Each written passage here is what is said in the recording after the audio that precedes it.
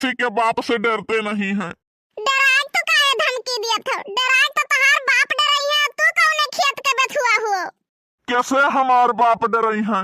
मोटका देवी से और कैसे?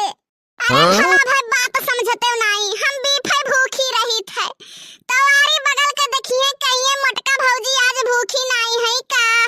और तो और देख नहीं और ललकी जर गई है झाड़ के मारे, कहिए हो लियो डहरी शरीर लइके भूखी प्यासी के खाली नाव करथी।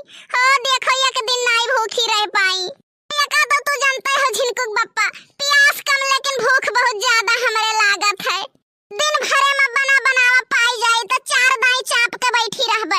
तबे तो धरती कम आसमान ज्यादा लागत है। 4 साल जी जाओ तो हमें बर्बाद कई जाओ मोटका। कुछ कहे हो झिनकुक बप्पा?